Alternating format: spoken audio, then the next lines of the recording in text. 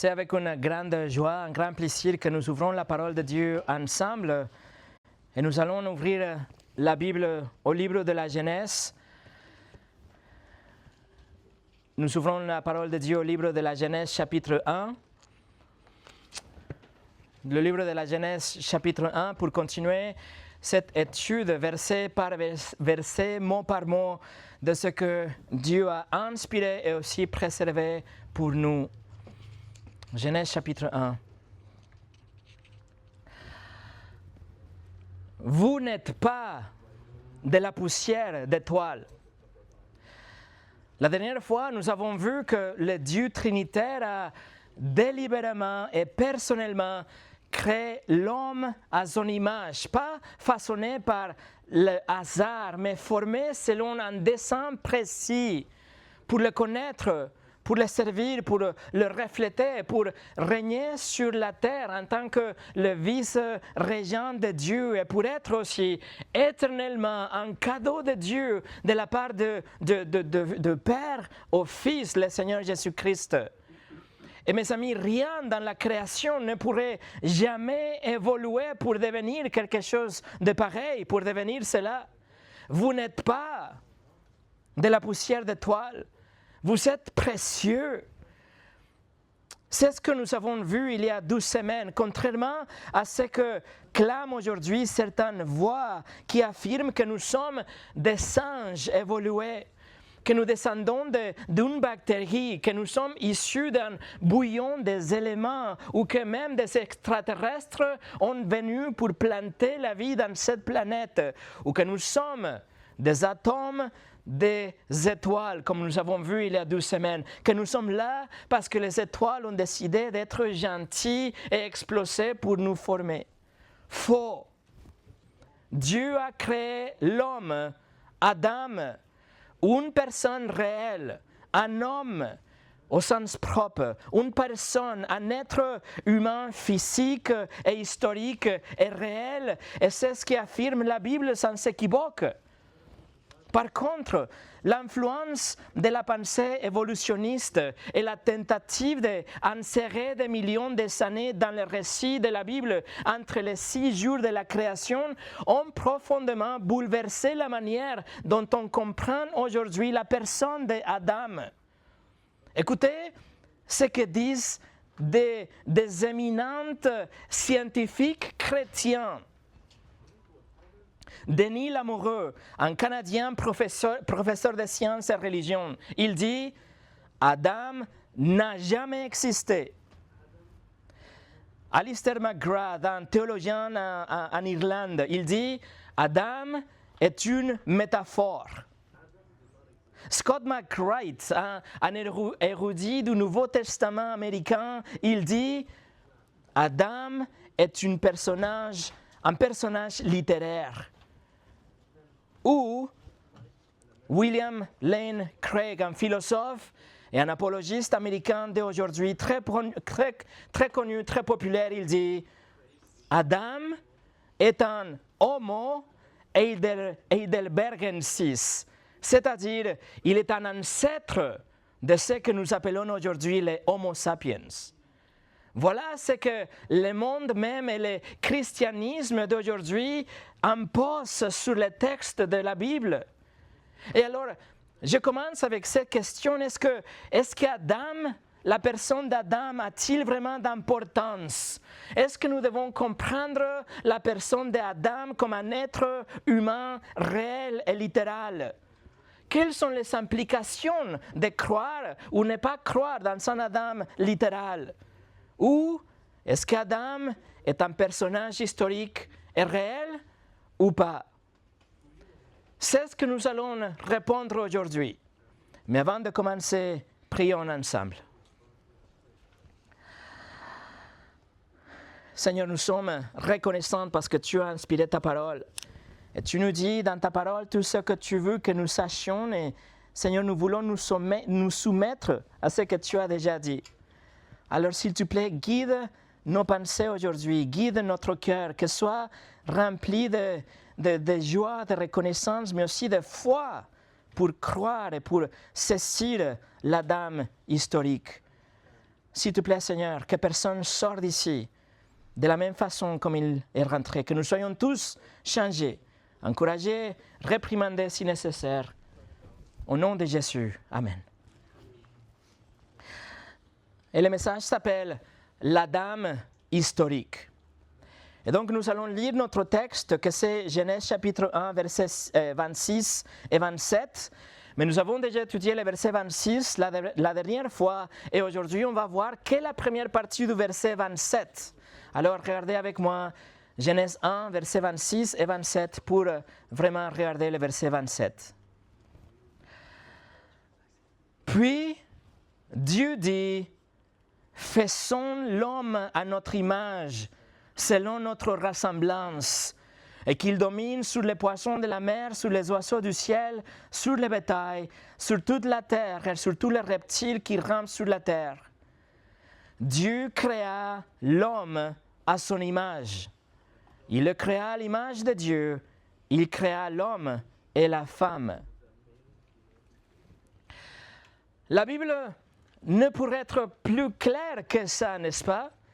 Dieu a créé l'homme, un personnage réel, comme l'ont toujours compris les croyants à travers de l'histoire en fait. Les Juifs du 1er siècle considéraient Adam comme un personnage historique. Les auteurs du Nouveau Testament le pensaient également. Jésus affirmait qu'Adam était un personnage historique. Et les premiers chrétiens, bien sûr, y croyaient aussi. Alors, réinterpréter la personne d'Adam reviendrait donc à être en désaccord avec le peuple de l'Antiquité et les chrétiens de toutes les époques au prix de sacrifier l'enseignement clair de la Bible pour s'adapter à une théorie qui intègre l'évolution. Donc, j'aimerais que nous consacrions notre temps aujourd'hui à examiner les implications massives, très considérable de l'existence d'un Adam historique et à comprendre pourquoi nous pouvons être sûrs qu'il s'agissait d'une création littérale et instantanée du premier homme. Et voici l'idée centrale, mes amis, voici ce qu'il faut absolument retenir à la fin de cette étude. Écoutez, puisque Adam était un homme bien réel, qui vous a plongé dans les péchés bien réels, vous devez vous tourner vers le Christ bien réel comme votre seul espoir d'un salut bien réel. Donc nous allons voir la création de l'homme au verset 27 et son caractère historique à travers 5 grands thèmes aujourd'hui. Nous allons voir Adam et les Écritures, Adam et la dignité humaine, Adam et la race humaine, Adam et le péché, et Adam et l'Évangile. Voilà le menu d'aujourd'hui. Nous commençons avec le numéro 1, Adam et les Écritures. Alors Genèse 1, verset 27, la première partie nous dit tout simplement « Dieu créa l'homme à son image ». En un instant, sans un processus évolutif, ni des millions d'années d'intervalle, Dieu a créé le premier homme à son image. Et il est important de préciser, de clarifier ça, parce que nous devons savoir qu'il s'agit d'un homme réel, que c'était vraiment une personne physique et tangible.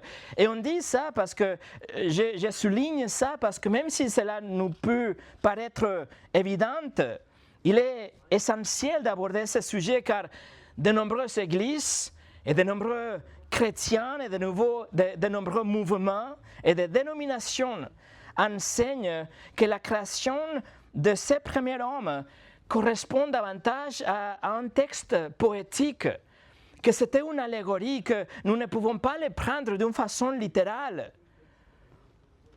Donc, des autres chrétiens et des autres églises, ils préfèrent de ne même pas y parler, parce qu'ils considèrent que ce n'est pas important.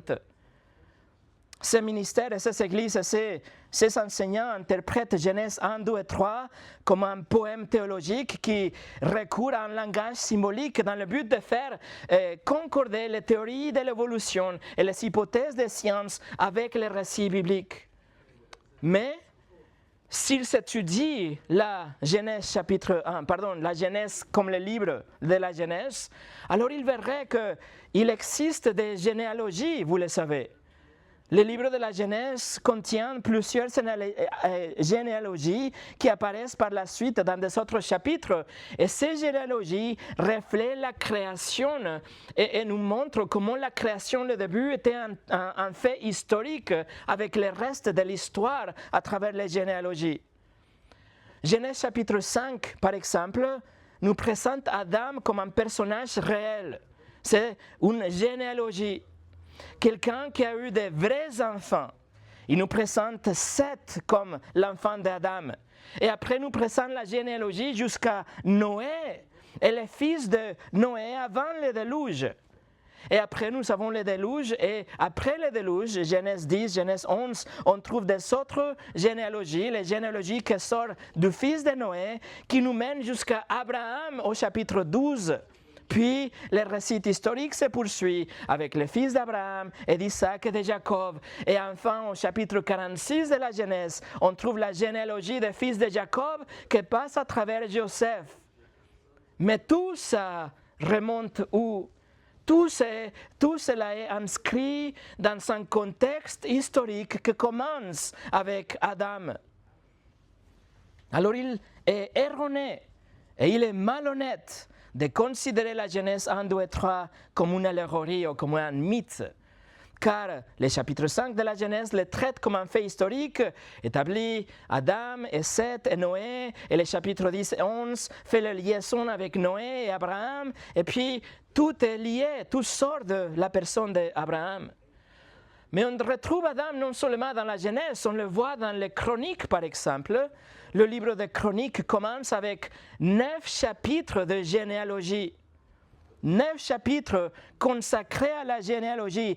Et toutes ces généalogies retracent l'origine à Adam. On voit la généalogie d'Adam jusqu'au David. Cela nous révèle l'histoire, comme tout est réel. Ou est-ce que nous allons douter le roi David? Est-ce que nous allons douter Adam alors? Et lorsque nous venons au Nouveau Testament, l'évangile de Luc nous présente la généalogie du Seigneur Jésus et devinez quoi? La généalogie commence avec Adam, elle remonte jusqu'à Adam, parce que tout cela est historique, Adam était un personnage réel. Alors certains pourraient dire, et j'espère que ce n'est pas votre cas, mais certains pourraient dire, mais ce n'est pas important de savoir si Adam était historique ou pas. La chose la plus importante ou la chose qui compte réellement, c'est que nous sommes sauvés par Christ. Alors pourquoi nous pencher dans la personne d'Adam? Et je vous réponds, oui, c'est vrai, la chose la plus importante, c'est notre salut, bien sûr. Mais comment pouvons-nous être sûrs d'être sauvés si nous ne sommes pas sûrs si Adam était réel? Comment nous pouvons savoir que Jésus était réel si Adam, nous ne pouvons pas sûr si elle a réellement existé? Comment pouvons-nous croire que Jésus était un personnage historique si dans l'évangile de Luc, sa généalogie remonte jusqu'à Adam? Comment pouvons-nous croire en la parole de Dieu si nous ne pouvons pas croire à son commencement? Écoutez, ces références à cet Adam historique, le vrai Adam. Luc, je le dis déjà, Luc relie la lignée humaine de Jésus Adam, Luc chapitre 3. Jésus affirme la création unique d'Adam et Ève. Marc chapitre 10, c'est Jésus qui parle d'Adam et Ève comme des personnes historiques réelles. Jésus lie la doctrine du mariage à la personne d'Adam et Ève, aussi des personnages réels. Et l'apôtre Paul, il va défendre l'ordre de la famille, il va établir la doctrine de l'Église et la doctrine de la mort et la doctrine du péché, tout ça lié avec Adam. Le péché est lié à Adam. Et quand il prêche, l'apôtre Paul, il commence par Adam aussi. Il s'appuie sur la création et plus particulièrement sur Adam. Alors il y a tellement de choses à travers la parole de Dieu qui sont liées à Adam. C'est comme si Adam tenait entre ses mains une multitude de cordes, vous voyez, et toutes ces cordes sont en train de traverser les 66 livres de la Bible. Et si nous enlevons Adam, si on le fait disparaître, s'il était qu'un mythe et une allégorie, alors tous ces ficelles se détacheraient et on ne pourrait plus se fier à rien. Comment pourrions-nous faire confiance à la moindre partie des Écritures si nous devons sans cesse nous demander si elles font référence à une personne réelle ou pas, un personnage symbolique ou un singe évolué? Job chapitre 31, verset 33 nous dit, la Bible de Darby le traduit comme « J'ai couvert ma transgression comme Adam ». Dieu lui-même, il dit à travers le prophète Osée chapitre 6, verset 7, il dit « Eux, comme Adam, ont transgressé l'alliance ». Ou encore, l'apôtre Paul dans le livre de Romains, écoutez le verset « La mort a régné depuis Adam jusqu'à Moïse ». Ça c'est Romains 5, verset 14. La mort a régné depuis Adam jusqu'à Moïse. Est-ce que nous allons mettre en question l'existence de Moïse comme on met en question l'existence d'Adam?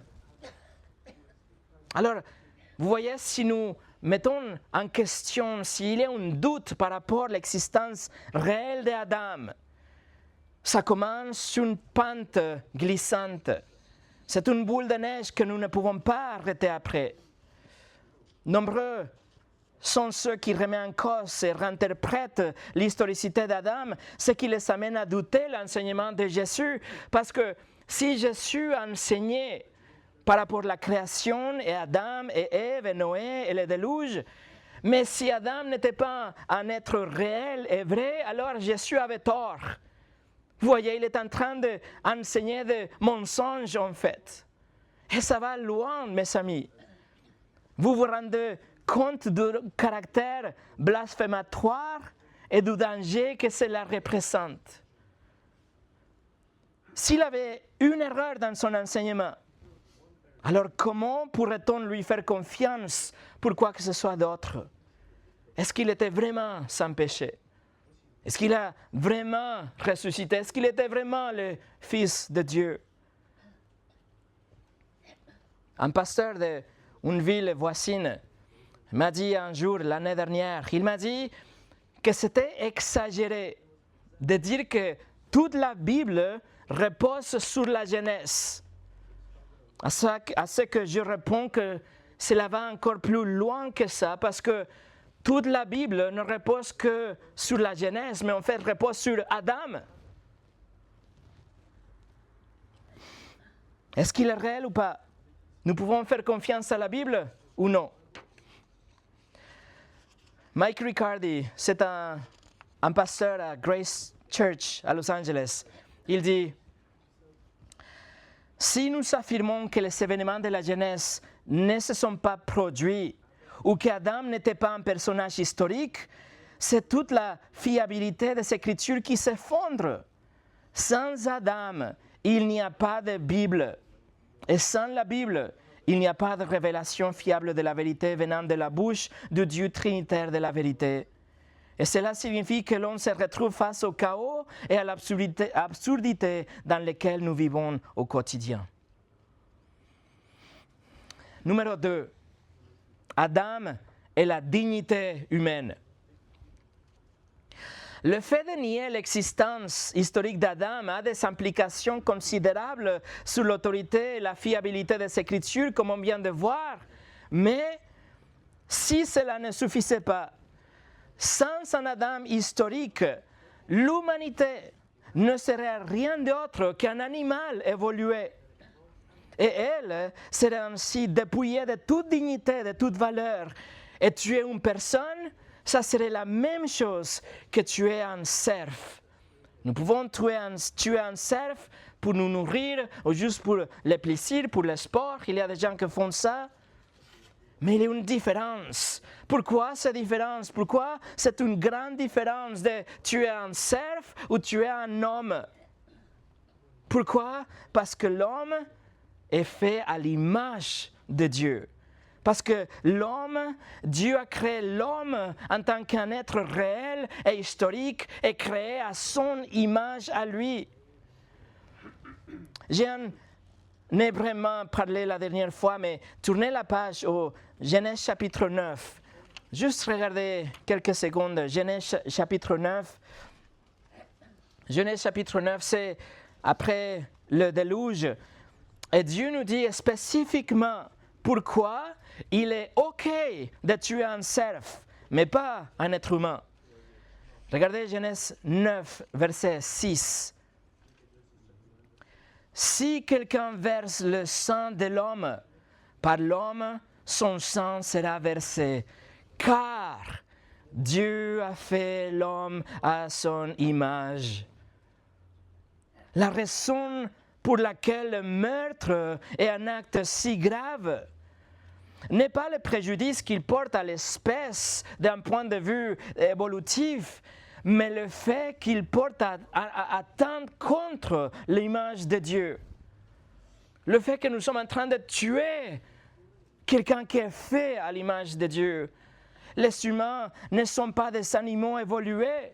Nous sommes l'image de Dieu, le imago Dei qu'on a vu il y a 2 semaines. Et c'est pourquoi notre valeur ne repose pas sur notre rôle ou notre productivité ou notre force, mais sur le dessein de Dieu pour nous. Mais sans un Adam historique, l'homme perd toute sa valeur. Et le meurtre n'est alors qu'un acte de convenance, ou pour reprendre les termes darwiniens, pour la survie du plus apte. Et vous savez, dans le monde gréco-romain de l'époque, les nourrissons indésirables étaient souvent abandonnés à la mort. Et cela n'était pas considéré comme un meurtre, mais comme une manière normale de faire quelque chose avec les plus faibles. C'était normal, c'était accepté de traiter les plus faibles, les enfants, les bébés, comme ça. Dans leur vision du monde, un enfant n'avait aucune dignité du simple fait d'être humain. Il n'avait une valeur, il n'avait quelque chose parce qu'il n'était pas fort, il n'était pas utile à la société. Supprimer l'Adam historique. Et nous ne sommes pas mieux que des cobayes. Nous sommes des bactéries évoluées. Nous sommes des singes que nous parlons aujourd'hui. Nous sommes rien. Et les mouvements pro-choice, les mouvements pro-avortement utilisent exactement les mêmes arguments, fondés sur la convenance des parents, l'utilité de l'enfant, etc. Et ces bébés sont assassinés car leur vie n'est valorisée qu'en fonction de leur utilité et non parce qu'ils sont créés à l'image de Dieu. Écoutez, ces témoignages tellement déchirants des femmes qui ont recours à l'avortement. Daria, 26 ans. En fait, j'ai bien rigolé avec quelques infirmières. J'avais préparé une playlist pour ma visite et ça m'a beaucoup aidé. J'ai mangé une glace après, puis je suis retourné au travail moins de 4 heures plus tard. Jordan, 23 ans. C'était l'une des meilleures décisions que j'ai jamais prises. Je suis fier de mon avortement et personne ne pourra jamais m'enlever ça. Mes amis, la vie humaine est précieuse. Mais pourquoi est-elle précieuse? Genèse 1, 27. Dieu créa l'homme à son image. Supprimer l'Adam historique et nous ne sommes rien. Numéro 3. Adam et la race humaine. Alors l'existence d'Adam est le fondement de l'humanité, de la unité de l'humanité. Le livre des Actes, chapitre 17, verset 26, nous dit « Dieu a fait tous les hommes sortis d'un seul sang, et ils habitent toute la surface de la terre. Ce qui signifie que chaque être humain descend d'un ancêtre commun, Adam. Contrairement à ce que beaucoup de gens affirment, et même un groupe très influent qui s'appelle Biologos, que c'est un groupe soi-disant chrétien soutenu par le célèbre théologien N.T. Wright, ils affirment que l'humanité vient de, je cite, l'humanité vient d'un groupe de hominidés très évolués auquel Dieu a donné une conscience morale et spirituelle. Alors il dit que la race humaine est descendue de plusieurs milliers d'individus semblables à des singes et ils sont évolués il y a 150 000 ans. Écoutez ce que N.T. Wright, il dit. N.T. Wright, il est célèbre, il est un érudit, ancien évêque de Durham au Royaume-Uni. Il dit, Dieu a choisi un couple parmi les premiers hominidés pour une vocation particulière, singulière et exigeante. Ce couple, appelons-le Adam et Ève si vous le voulez, devait représenter l'ensemble de la race humaine. Et pour ça, John MacArthur, il disait que N.T. Wright est wrong. N.T. Wright a souvent tort. Ce que la Bible nous affirme dans des textes comme Actes chapitre 17, c'est que chaque humain descend d'Adam, ce qui signifie qu'il n'existe pas de races différentes. La Bible reconnaît l'existence d'ethnies qui nous confèrent des caractéristiques physiques différentes et des comportements variés en fonction de notre culture, notre contexte, etc. Mais elle ne fait aucune distinction entre races. Et en fait, en réalité, 99,8% de matériel génétique de chaque individu est identique. Identique, car il n'existe qu'une seule race. Il n'y a pas une race européenne, ni de race américaine, ni africaine, ni asiatique. Il n'y a qu'une seule race, la race humaine. Et nous descendons tous d'un Adam historique et littéral et réel. À l'opposé de cette vérité, nous avons l'évolution darwinienne qui repose sur la distinction des races, certains étant plus favorisés que d'autres. Selon Darwin, il y a des races qui sont plus fortes, plus favorisées que des autres. Et ailleurs, si vous connaissez le titre de ce célèbre livre, l'ouvrage de Charles Darwin, écoutez le titre en entier. Vous le connaissez comme l'origine des espèces, mais le titre complètement est l'origine des espèces au moyen de la sélection naturelle ou la préservation des races favorisées dans la lutte pour la survie. C'est ce que Darwin prêchait, la préservation des races favorisées. Mes amis, c'est rien d'autre que de l'eugénisme. Et cela trouve son origine dans un Adam non historique, dans un Adam allégorique et mythique. C'est la même chose avec Hitler. Adolf Hitler, il considérait les Juifs comme une race indésirable. Margaret Sanger, elle considérait les Noirs comme une race inférieure. Et les races devaient donc être éliminées afin que les autres races puissent progresser.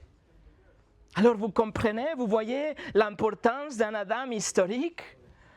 L'Adam historique efface toutes les différences raciales, car nous descendons d'un seul ancêtre, Adam. Vous devez éradiquer toute trace de préjugés ethniques dans votre propre cœur, mes amis.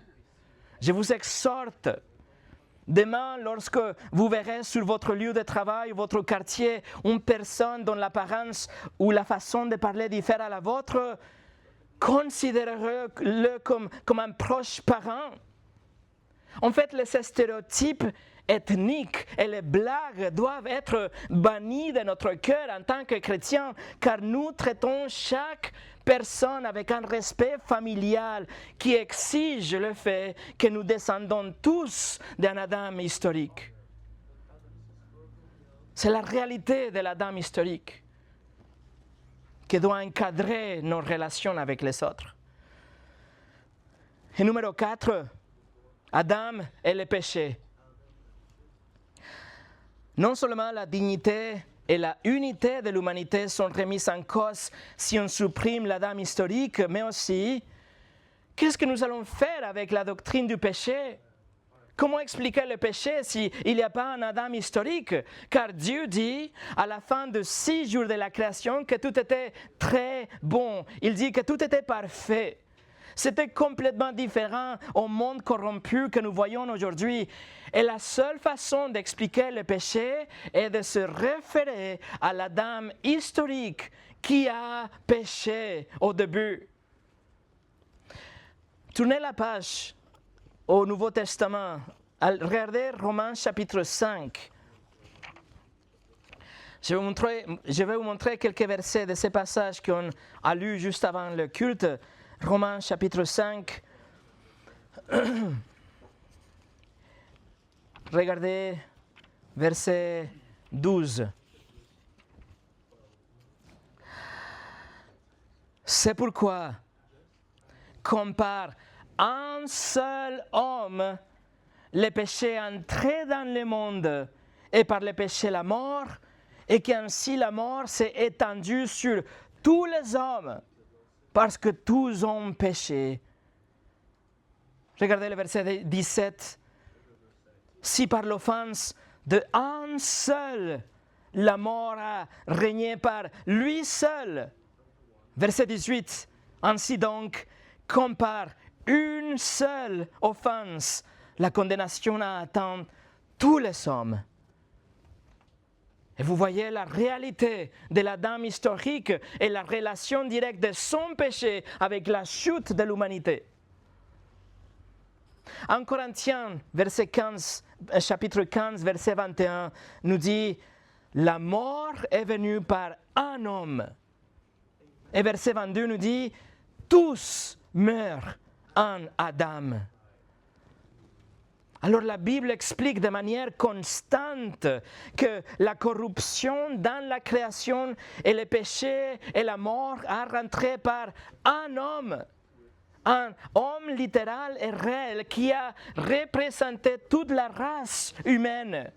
Et par son péché de lui, la culpabilité et la malédiction ont été imputées à toute la race humaine, de sorte que tous les hommes sont coupables aujourd'hui. C'est notre nature aujourd'hui, parce que nous sommes tous péchés en Adam. Nous sommes complètement corrompus, totalement dépravés, et nous sommes tous assujettis à la colère de Dieu. Un véritable Adam explique pourquoi l'homme ne naît pas naturellement bon. Un véritable Adam historique nous explique pourquoi nos désirs sont corrompus et pourquoi nos cœurs se détournent naturellement du seul vrai Dieu pour se tourner vers les péchés, les idoles et les choses qui sortent de notre imagination. Alors arrêtez de considérer votre péché comme une série d'erreurs, entre guillemets. Ce n'est pas des erreurs que vous pouvez corriger grâce à une meilleure résolution pour la nouvelle année, par exemple, ou une nouvelle discipline, ou parce que vous mangez du bio. Ce n'est pas quelque chose que vous allez corriger vous-même. Non, vous devez considérer votre péché comme un héritage fatal. Vous n'êtes pas une bonne personne qui trébuche de temps en temps. Non, vous êtes une personne morte qui a besoin d'un donneur de vie. Vous devez être recréé, ressuscité, né de nouveau. Ce n'est qu'un diagnostic correct que peut nous donner la solution correcte. Nous devons comprendre que notre cœur est dépravé, que et seulement quand on comprend ça, nous pouvons apprécier la valeur et les besoins d'un sauveur. Vous êtes dans le livre de Romains, tournez au chapitre 3. Romains chapitre 3, regardez avec moi versets 11 au 18. Romains 3, 11 au 18. Paul écrit, « Nul n'est intelligent, nul ne cherche Dieu. Tous sont égarés, tous sont pervertis. Il n'est aucun qui fasse le bien, pas même un seul.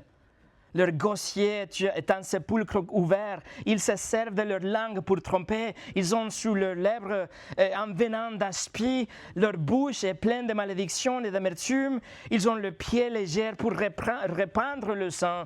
La destruction et la malheur sont sur leur route. Ils ne connaissent pas les chemins de la paix. La crainte de Dieu n'est pas devant leurs yeux. » Vous voyez la condition de l'homme. C'est ce qu'on a hérité d'Adam. Alors, ce n'est pas que nous sommes pécheurs parce que nous péchons. Non, c'est parce que nous sommes des pécheurs que nous péchons. Et le péché, c'est toute manque à la volonté de Dieu. C'est toute offense contre la loi de Dieu. Toute transgression contre ses commandements, notamment les 10 commandements. Et donc Dieu jugera chacun d'entre nous et il nous déclarera coupables d'avoir menti et d'avoir volé et d'avoir utilisé le nom de Dieu sans respect, d'avoir désobéi nos parents, d'avoir créé un Dieu qui est différent de ce qu'il a déjà révélé dans la Bible, d'avoir convoité, etc. Et la Bible nous promet qu'il n'acquittera pas les coupables, mais que chacun d'entre nous devra payer pour ses propres crimes et que la peine et l'éternité en enfer. Mais la Bible nous dit en même temps qu'il est riche en miséricorde. Et tout comme le premier Adam a péché par désobéissance, la Bible nous assure que celui qui était notre représentant au début a péché, mais Dieu a envoyé un second Adam. Il envoie Jésus pour mener une vie d'obéissance et pour ne pas pécher, pour avoir une vie parfaite et sans péché que Dieu exige de nous. Jésus n'a jamais péché, mais il a ensuite donné sa vie en sacrifice afin d'expier les péchés de son peuple, du plus petit mensonge au blasphème et à l'avortement. Jésus a tout payé, mais vous devez vous repentir et vous devez vous détourner vers lui. Et il appliquera sur vous la satisfaction de la colère divine. Jésus est mort, Jésus est ressuscité, et c'est ce qui fait qu'il soit possible notre pardon et aussi notre propre résurrection. Croyez en Jésus-Christ, le second Adam, le dernier Adam, celui qui vous représente aujourd'hui devant le Père. En Adam, nous mourrons tous. Et c'est pourquoi nous avons besoin d'un sauveur, le second Adam, le Seigneur Jésus-Christ. Spurgeon a dit, Adam est le père de tous les vivants. Il nous a représentés devant Dieu dans les jardins. Et c'est par sa chute devant Dieu qu'il nous a tous fait tomber à nous et à tous ruinés. Il était l'homme qui devait nous représenter. C'est par son obéissance que nous aurions dû être bénis. Mais c'est par sa désobéissance que nous sommes devenus pécheurs.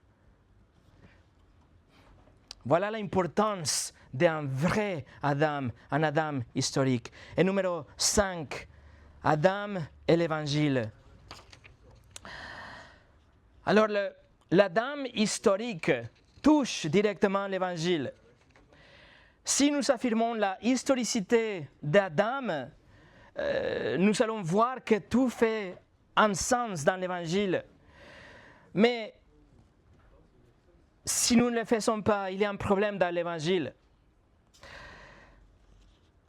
L'Évangile nous dit il y a une chute réelle. L'humanité est déchue. Le péché est réel.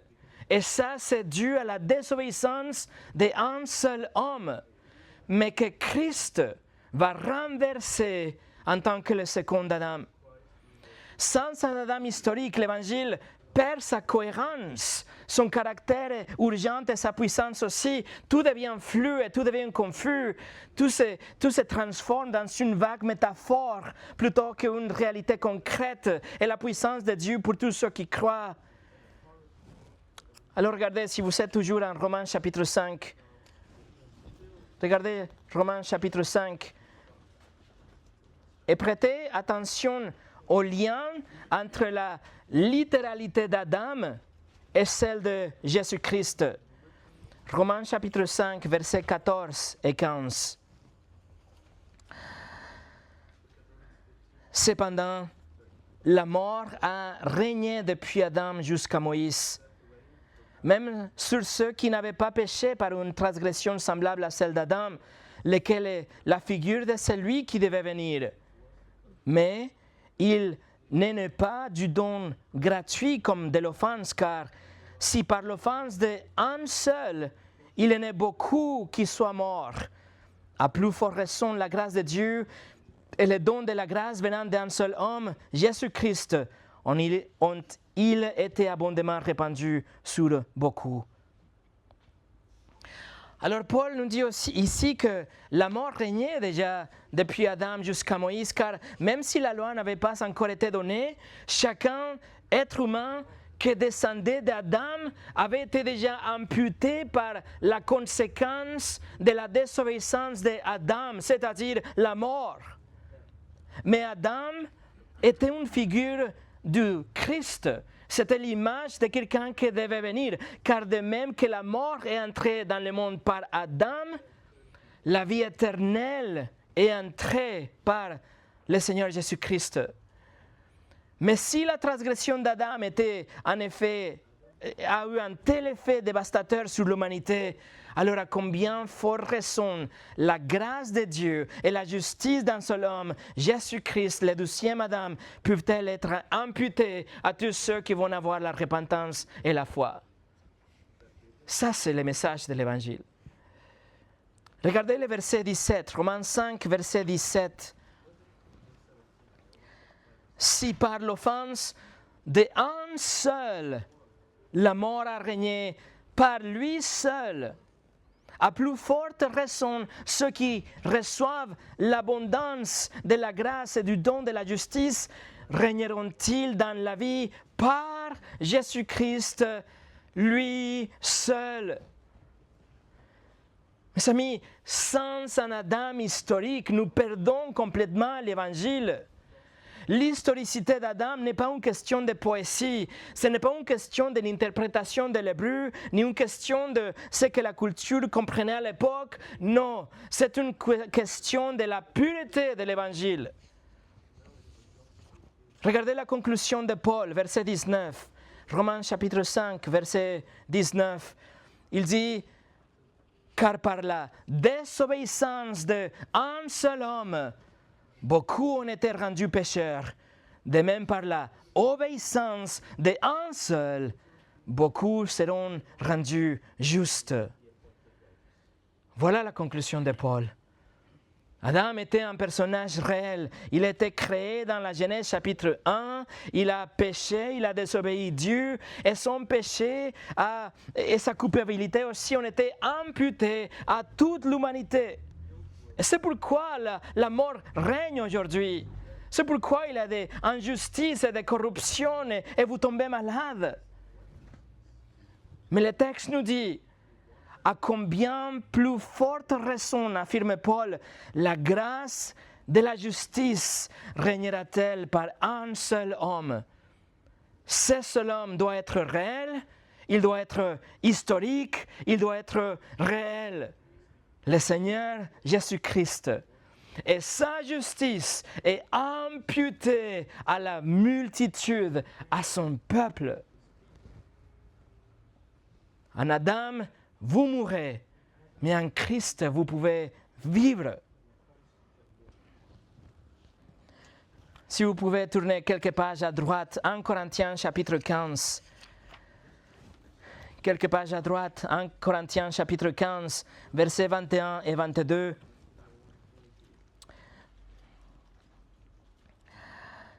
« 1 Corinthiens 15, 21 et 22. Regardez. « Puisque la mort est venue par un homme, c'est aussi par un homme qu'est venue la résurrection des morts. Et comme tous meurent en Adam, de même aussi tous revivront en Christ. C'est pourquoi il est écrit, le premier homme, Adam, devint une âme vivante, le dernier Adam est devenu un esprit vivifiant. » Et vous voyez, l'évangile est intrinsèquement lié, attaché à un Adam historique, un personnage réel et littéral qui a réellement et littéralement péché. Et par conséquent, il y a un Jésus historique. Il y a un antitype, il y a un personnage réel chargé d'accomplir la rédemption pour tous ceux qui vont se repentir et croire en lui. Et voilà l'importance d'Adam, voilà l'importance de la Genèse en fait. Tout repose sur la Genèse et tout repose sur la historicité d'Adam. J'ai regardé une entrevue entre John MacArthur et Ken Ham, celui de Answers in Genesis, et ils discutaient par rapport aux critères décisifs. Il disait, qu'est-ce qu'il faut avoir dans une université ou dans un établissement d'enseignement supérieur? Quel doit être le critère pour qu'un chrétien dise, oui, je veux aller là-bas, je veux faire mes études là-bas? Et leur discussion, la conclusion de leur discussion est, il faut leur poser la question, que croyez-vous au sujet de la Genèse 1, 2 et 3? Pourquoi c'est les critères? Parce que leur vue aura des répercussions sur tous les domaines de la théologie, y compris l'Évangile, comme je viens de vous montrer aujourd'hui. Et pour finir, cette chaîne indestructible qui lie la Genèse au Golgotha, cette chaîne est faite par un Adam réel, quelqu'un qui a été créé à l'image de Dieu et qui nous a tous plongés dans les profondeurs du péché et de la mort. Et un Jésus réel, le dernier Adam qui est ressuscité des morts pour nous élever vers la vie éternelle et la justice. L'Adam historique occupe une place cruciale dans notre théologie et constitue l'un des fondements de l'Évangile. Alors, nous devons nous poser la question, s'il est tellement important, alors pourquoi tant de théologiens et de scientifiques chrétiens et des églises et des chrétiens le nient? Pourquoi ne pas défendre l'authenticité et historicité d'Adam? Et je réponds peut-être qu'ils cherchent à éviter au christianisme de se ridiculiser. Peut-être qu'ils cherchent à rendre la Bible un peu plus compatible et compréhensible avec les non-croyants. Et ils veulent approcher les thèses de l'académie et les scientifiques plus et plus à la Bible. Mais le problème, mes amis, avec ça, c'est que le monde académique laïque est contrôlé par des personnes qui croient à l'évolution et diffusent l'évolution. Et c'est tout un programme anti-Dieu. Et ils feront ce qui est à leur pouvoir pour encourager la théorie des millions d'années quelque part dans la création. Et ainsi, les chrétiens qui se sentent intellectuellement redevables envers le monde universitaire, ils doivent alors trouver des moyens pour expliquer la Genèse. Et par conséquent, ils renoncent à l'autorité des Écritures. Et ils renoncent à la pureté de la parole de Dieu au nom de la reconnaissance du monde académique. Quelle honte! Mes amis, nous devons rejeter toute idée d'un homme pré-Adam. Ça n'existe pas.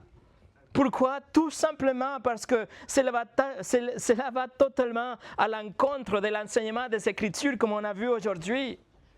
Nous croyons dans la Bible, mais nous y croyons mot par mot, du début à la fin. Et lorsque nous lisons des passages historiques, nous devons les accepter comme un récit fiable et véridique et objectif. Et puisque la Bible est la parole de Dieu, elle ne peut pas nous décevoir ou nous mentir. Puisque Adam a réellement existé, nos Écritures sont dignes de confiance du début jusqu'à la fin. Puisque Adam a réellement existé, chaque vie humaine a une valeur inestimable et doit être défendue.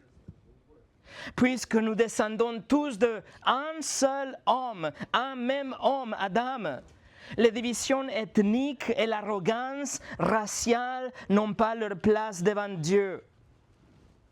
Puisque le péché est entré dans le monde par un seul homme, alors cela explique la réalité accablante de notre culpabilité et de notre mortalité. Et puisque Jésus-Christ est le véritable, il est le meilleur Adam, alors le remède proposé par l'Évangile est réel, est littéral et universel. Et c'est pour ça que nous pouvons dire avec Paul, et c'est pourquoi nous devons nous y tenir à 1 Corinthiens 15, 22. Il dit, tous meurent en Adam. De même, tous revivront en Christ. Mes amis, en Adam, vous mourrez, en Christ, vous vivez. Alors détournez-vous aujourd'hui de votre héritage du péché et placez votre confiance dans le 12e et meilleur Adam, le Seigneur Jésus. Prions.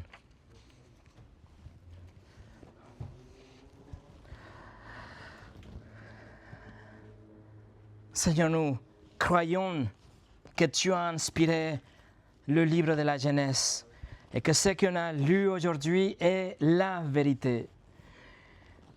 Que de la même façon qu'Adam a péché et que nous sommes tous des pécheurs en lui, de la même façon le Seigneur Jésus, le second et meilleur Adam, est venu pour donner sa vie, pour nous rendre justes devant toi. Merci pour la réalité, la vérité de l'Évangile. Merci pour avoir ouvert nos cœurs et notre esprit pour recevoir ta parole aujourd'hui. Mais je prie qu'il reste, que la parole reste et que nous puissions la défendre si c'est nécessaire. Mais que pour notre bien, pour notre bonheur, ça soit quelque chose qui reste en termes d'encouragement, de vérité, que nous pouvons sortir lorsque nous sommes dans un carrefour de la vie. Seigneur, que l'Évangile de Christ soit notre joie. Que le Seigneur Jésus, le 12e Adam, soit notre roi. Au nom de Jésus. Amen.